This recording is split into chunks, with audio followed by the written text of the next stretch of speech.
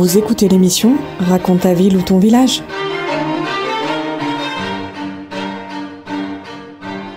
Bonjour à tous, bienvenue sur KTB Radio. Nous avons le plaisir de retrouver le docteur Louis Albrand, médecin et écrivain, auteur des Vaudois, Ces Inconnus et de Destin Alpin.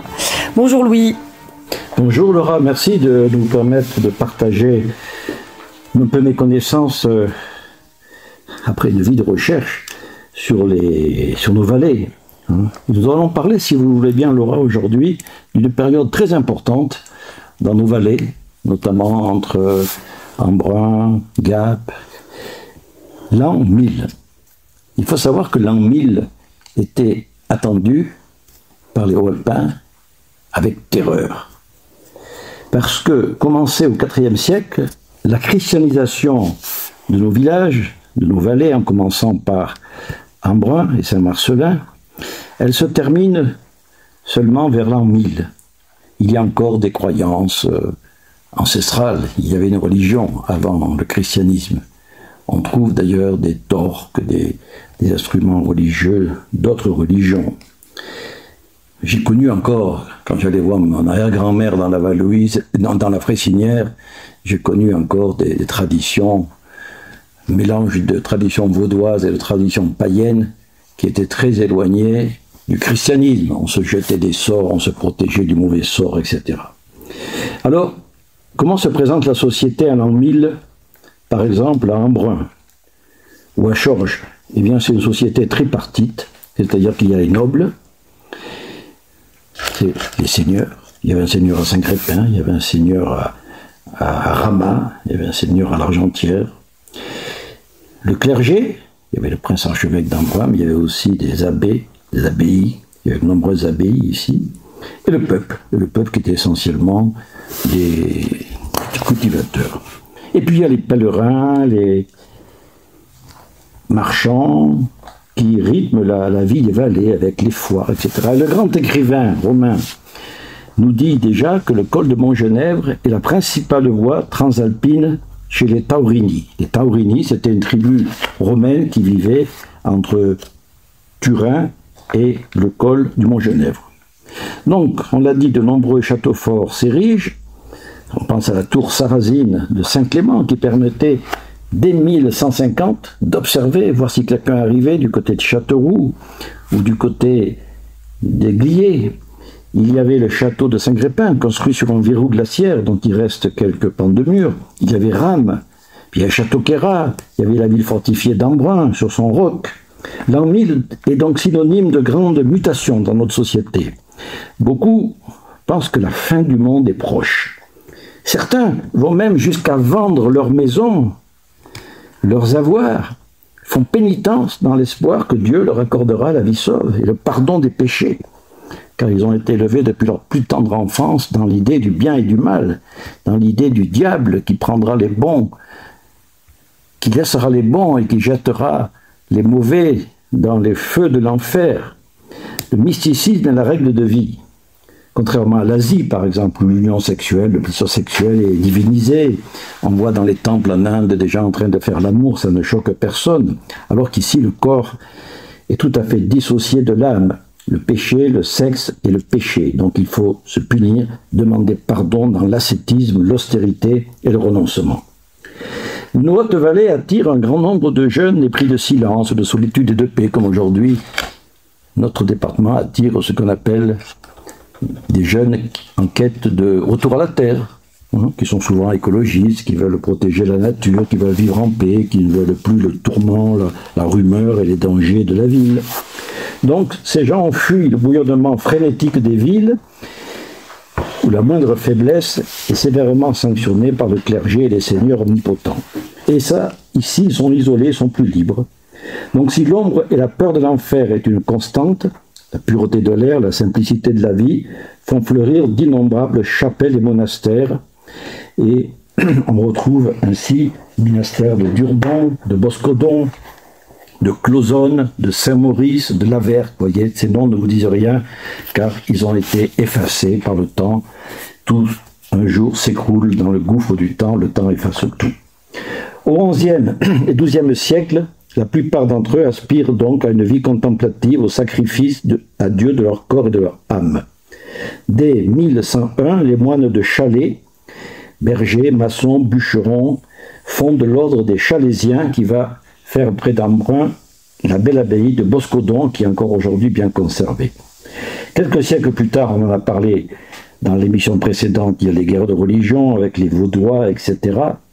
Et c'est à Bousson, près de Cézanne, qu'on trouve sur un temple vaudois « Donne-moi Seigneur la grâce si rare du mépris de la vie et de l'attente de la mort ».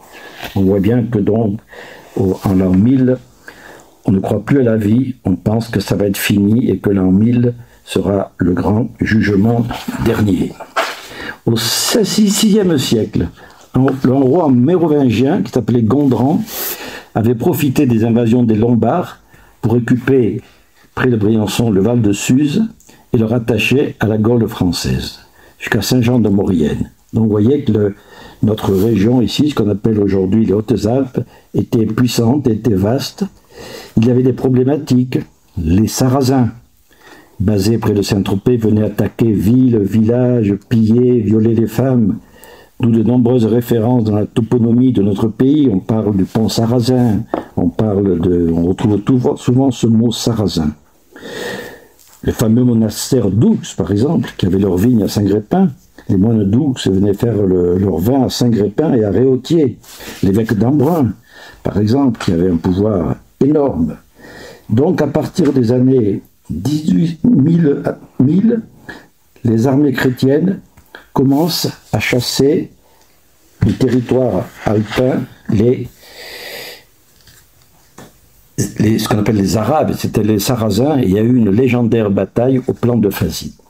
Puis on arrive au XIe siècle. Alors pour avoir une vision crédible de XIe, XIIe, XIIIe siècle, il faut voir surtout les conditions climatiques. Parce qu'on oublie aujourd'hui, on s'intéresse beaucoup au changement climatique. Certains n'y croient pas, sont climato-sceptiques, d'autres pensent qu'on va vers un grand péril. Mais il y avait déjà, vous voyez, par exemple, dans les années 1086, 1114, il y avait des catastrophes, des sécheresses catastrophiques. Puis après, au contraire, on appellera le siècle d'or, le XIIe siècle, où il fait un temps beaucoup plus clément. Alors tout ça déséquilibre les sources alimentaires et la grande préoccupation des gens de l'époque, c'est bien sûr de se nourrir. Puis, il y a aussi de nouvelles méthodes de conservation des aliments. Donc, les populations ont une mortalité infantile qui diminue un peu. Et puis, il y a une partie inquiète des Alpins qui, bien que l'an 1000 soit passé, des visionnaires, des illuminés, ce qu'on appelle les gyrovagues, des moines qui dorment jamais au même endroit, se rejoignent sur les routes avec les errants de toute origine. Il y a aussi des militaires qui en sont en rupture de banc. Il y a les croisades des enfants conduites par le tout jeune Étienne. Ce sont des enfants qui partent pour la Terre Sainte. Ils seront malheureusement exploités par des marchands malhonnêtes qui leur promettront un bateau et ne pourront jamais partir. Et certains seront vendus comme esclaves. Voilà ce qu'était le climat dans les Hautes-Alpes vers l'an 1000. Et puis vers l'an 1200, certains se rachètent, donc on l'a dit, en partant pour la croisade, d'autres se mettent au service d'un seigneur. Et on retrouve le cadre féodal qui va rester jusqu'à la fin du Moyen-Âge. Mais la racine, le noyau de tout cela, c'est la famille paysanne qui transmet savoir, tradition, et qui devient le noyau central de l'histoire. Alors le dauphin a une certaine époque, avec le système des escartons, c'est-à-dire fait qu'il y a une répartition de l'impôt, cela accroît les libertés. Chaque vallée invente des modèles très divers de rapport avec l'autorité supérieure. C'est pour cela qu'en 1789, il n'y a pas eu de choses exceptionnelles à la Révolution française, car déjà, depuis le XIVe siècle, il y avait eu des négociations avec le dauphin. Le dauphin avait dépensé tout l'argent que lui avait laissé son père, le roi, et donc il demandait aux communes de lui prêter un peu d'argent, et ensuite il leur foutait un peu la paix pour les impôts. Grosso modo, c'est cela. Et puis apparaît ensuite ce qu'on appelle le pouvoir des familles. Alors, quelques grandes familles qui arrivent accumuler plus de biens, achète des terres. Alors il y en a plusieurs dans les Hautes-Alpes. Il y a les Flottes. Les Flottes, c'est une famille très puissante. C'est dans le bas du département, ils vont jusqu'à Crest, la Roche des Arnaud, vous voyez. Et pendant l'été, ils font la guerre, puis l'hiver, ils gèrent leurs biens, mais ils deviennent très très puissants. Alors il y a Rimbaud de Flotte, puis il y a Ripert de Flotte, tout ça sont des seigneurs. Arnaud VI, que l'histoire définit comme l'homme qui ne respecte ni Dieu ni les hommes. Il y a dans ces familles, comme toujours, des gens sublimes et des brigands. Alors le monastère de Berthaud, dans le sud du département, par exemple, sera brûlé par les Flottes, à un moment où les Flottes sont devenus des criminels. Et puis, il y a une autre famille, alors on ne s'arrêtera pas sur Balthazar de la Flotte, qui a laissé la mémoire d'un tyran. Par contre, Joseph de la Flotte a été un seigneur aimé. Mais ce sont des seigneurs qui avaient des contacts avec le roi de France. Et puis il y a un peu plus bas les Mévouillons, vers Sisteron, vers Sisteron. Alors, pendant 4 siècles, du XIIe au XIVe siècle, il y a différents prénoms dans les Mévouillons. Il y a Raymond, qui est un prénom fréquent. Et puis, il y a des liens avec l'empereur Frédéric Barberousse, puis des évêques, l'évêque de Gap, Ripert et de cette famille-là. Les Mévouillons seront au cours des temps alliés aux grandes familles du Midi, de la Provence. Et tous ces grands lignages, issus donc des temps pré-romans, aux innombrables alliances, ont été pour nous, ont jeté la base économique des Hautes-Alpes. Il y avait aussi les seigneurs de Manteillé. Alors dans le haut du département, beaucoup plus pauvre, on ne retrouve pas ces grandes seigneuries. Et puis par contre, on trouve plus loin, plus haut, vers Guillestre, plus précisément à côté de Risoul, dans un hameau de Risoul, un homme étrange, un jeune chevalier. Il y avait des petites chevaleries, des petits châteaux. Il s'appelle Allard de Barbin. Alors c'est un homme étrange, à 25 ans, il a son cheval et il part seul faire la croisade. C'est un homme vaillant, imaginons-le, remonter le cours de la Durance, aller passer le col, et pour se rendre à la vallée du Pô, et puis embarquer et aller vers les croisades, c'est-à-dire vers l'Orient lointain et compliqué. Donc il quitte donc ces montagnes pour l'Orient à 25 ans. On peut se poser beaucoup de questions, mais on a peu de réponses. Je suis allé jusqu'à la bibliothèque de Venise, et puis de Malte, car je voulais vraiment m'intéresser à ce personnage qui m'a conduit jusqu'aux archives même de Rome, où j'étais bien reçu par d'ailleurs les archivistes du Vatican. Il fut nommé, en raison de son intelligence et de sa vaillance militaire, second grand maître de l'ordre hospitalier de Saint-Jean de Jérusalem, ce qui est à l'époque immense, car il avait un rôle géopolitique, il rencontre Saladin, etc.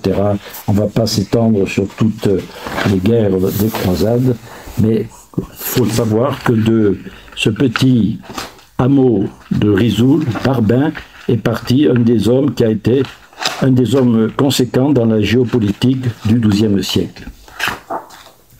Voilà, tout ça nous rappelle que les Hautes-Alpes ont toujours été une terre d'hommes exceptionnels. Et d'ailleurs, je vais prochainement sortir un livre qui s'appellera Destins alpins, où je rappellerai combien les Hautes-Alpes ont été le terreau de femmes et d'hommes exceptionnels. On parlera de Phyllis de la Charte, la Jeanne d'Arc des Hautes-Alpes, et on parlera de la Sainte du Lot. On parlera de toutes ces femmes et ces hommes qui ont fait l'histoire et dont nous, aux Alpins, aujourd'hui, avons le devoir de les faire revivre et le devoir d'avoir une certaine fierté d'être issus de ce terroir. Merci beaucoup Louis, à bientôt.